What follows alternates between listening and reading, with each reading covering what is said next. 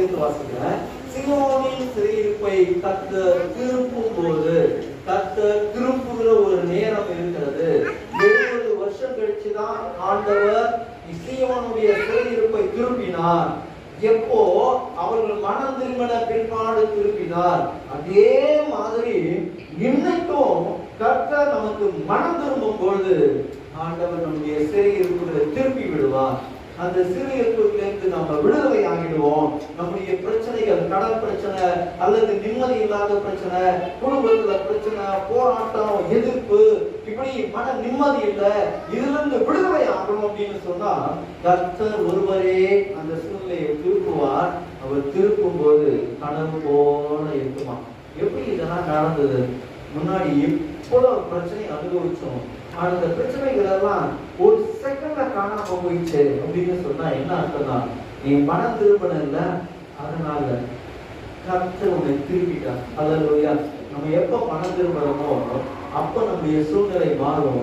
அது கனவு போல இருக்குமா, அது சொப்பனம் காண்கிறவர்கள் போல இருக்கும் அப்படின்னா கர்த்தர் அந்த மாதிரியான சூழ்நிலையை மாற்றுவார். அப்ப பாத்தீங்கன்னா எவ்வளவோ நாம ட்ரை பண்ண முடியலங்க, ஆனா ஒரு செகண்ட்ல எல்லாமே மாறிடுச்சு அப்படின்னா நீ மனம் திரும்பன அந்த காரியத்தை வாழ்க்கை பண்ணிக்கலாம். அல்லேலூயா.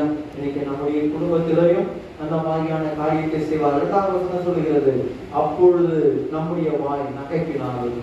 கர்த்தர் உங்களுடைய சிறையிருப்பை திருப்பும் போது எப்படிதான் இருக்கும், உங்க குடும்பத்தில் இருக்கிற பிரச்சனைகள் தீரும் போது எப்படிதான் இருக்கும், உங்களுடைய கஷ்டங்கள் தீரும் போது எப்படிதான் இருக்கும், உங்க வாய் எப்படி ஆயிடுமா நகைப்பினால். இதுவரைக்கும் நீங்க சிரிச்சது இல்லை, முன்னாடி அழுதுட்டு இருந்தீங்க, இப்ப ஆண்டவர் உங்களை சிரிக்க வைப்பார்.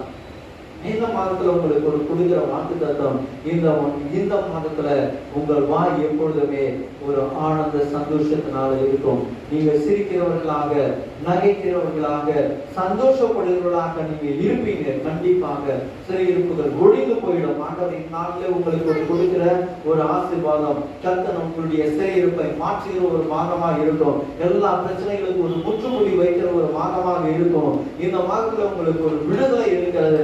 ஆண்டவர் சொல்றார், உங்க வாய் நகைப்பினாலும் நம் நாவுகள் ஆனந்த சத்தத்தினாலும் நிறைந்திருக்கும். கர்த்தர் நம்முடைய வாழ்க்கையில செய்ய போகிற அதிசயமான காரியங்களை பார்த்து, நம்முடைய குடும்பத்துல செய்ய போகிற பெரிய காரியங்களை பார்த்து நம்முடைய வாய் ஆனந்த சத்தத்தினால நிறைந்திருக்கும்.